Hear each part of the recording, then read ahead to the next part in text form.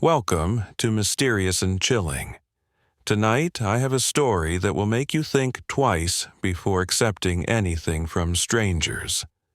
A story about something as ordinary as a bag and how it can hold more darkness than anyone could imagine. It began on an ordinary afternoon in a quiet town where life moved slowly. A young girl, no more than 10 years old, was sent by her mother to buy bread. The sun was high and the streets were familiar, yet there was a subtle unease in the air, almost as if the world itself was holding its breath.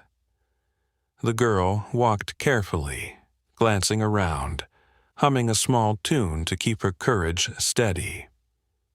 She entered the small corner shop, greeted the shopkeeper, and bought the bread. It was a simple errand, the kind she had done countless times before. But as she turned to leave, something unusual caught her eye.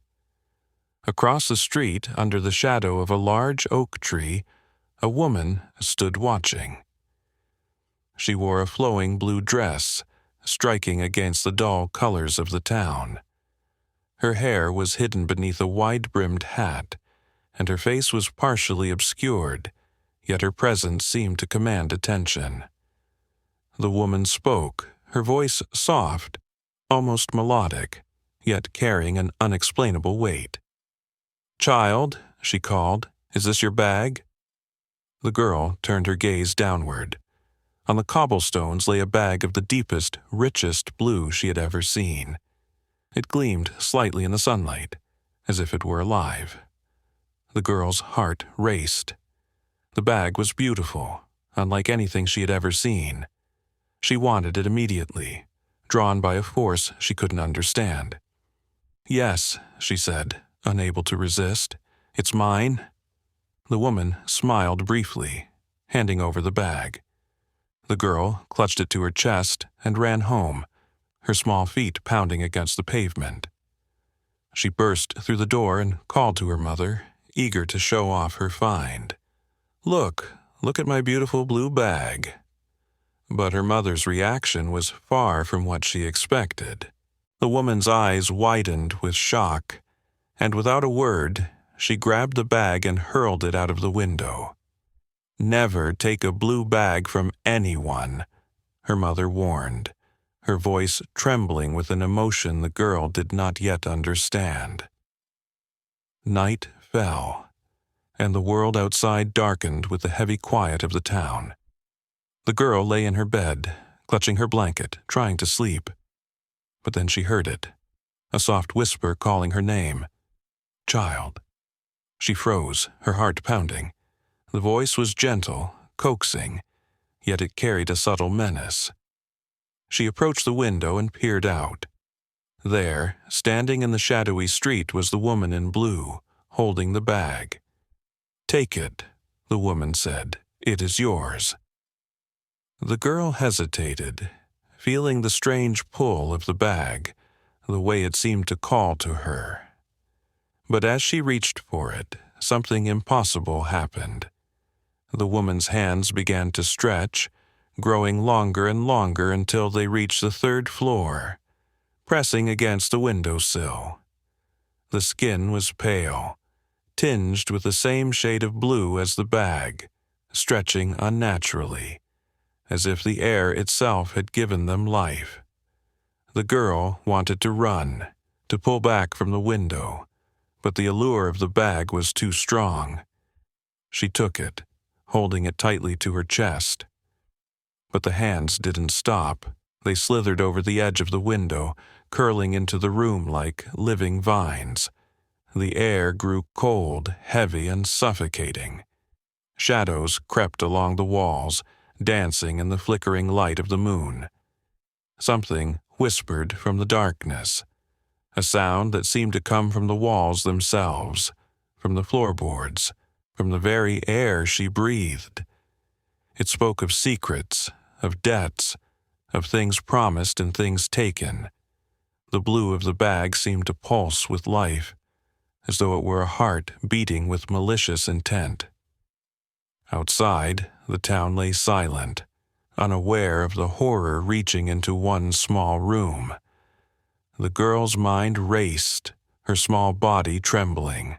The bag was warm, alive, and in its presence she felt both fear and an irresistible desire. It whispered her name again, softly, coaxing, promising. And then the hands touched her, cold and slick, slipping around her wrists. They were impossibly long, impossibly thin, and impossibly strong. The air in the room grew dense, suffocating, pressing down upon her chest. Every instinct screamed to let go, to drop the bag, but she could not. Something held her, something beyond understanding, beyond the realm of the ordinary. The shadows in the corners of the room seemed to stretch, reaching toward her, bending, twisting, forming shapes that made her heart seize with terror. Eyes, countless small glowing eyes, appeared in the darkness, staring, watching, judging. Every breath was a struggle, every heartbeat a drumbeat of impending doom.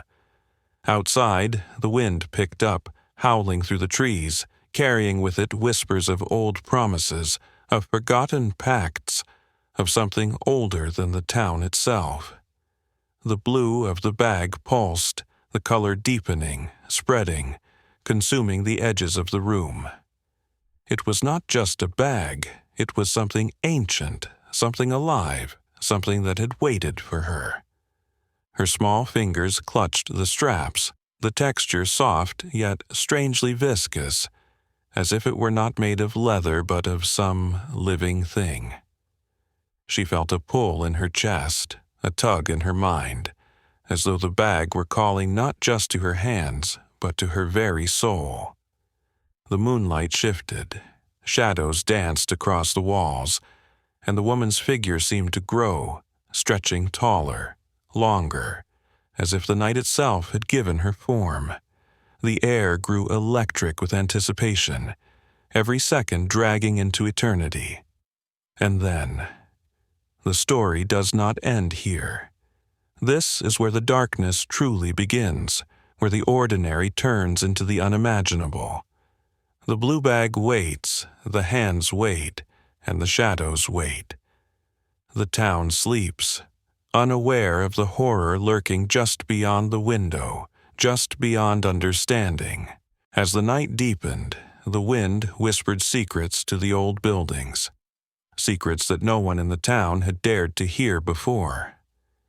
Some say that the blue bag is not just a bag, but a doorway to something that exists alongside our world, something patient, something hungry. Those who touch it feel a pull, a curiosity that cannot be denied, and once it grasps them, there is no turning back. In nearby villages, old stories speak of children who disappeared after finding objects that seemed ordinary, toys, jewelry, books. But when these objects returned to the right hands, or the wrong hands, they carried a presence that could not be seen, only felt. Families whispered warnings, old women muttered curses, and yet the objects always found their way back into the world of the living. Some researchers who later investigated these stories discovered something even more disturbing. All of these objects shared one feature, a color that seemed to glow unnaturally in the moonlight. Blue, black, red, colors that drew attention, that whispered promises, that enticed people into the unknown. And in every account there was always a moment when curiosity overcame fear, when desire overcame reason.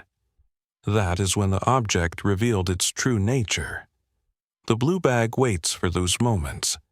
It waits on quiet streets, in shadowed corners, in places where ordinary life moves unaware. It does not chase, it does not shout, it simply offers. And those who take it feel chosen, special, as if destiny itself has reached into their lives. But the moment you accept it, the rules change. The ordinary world fades, and the thin line between life and something else begins to blur.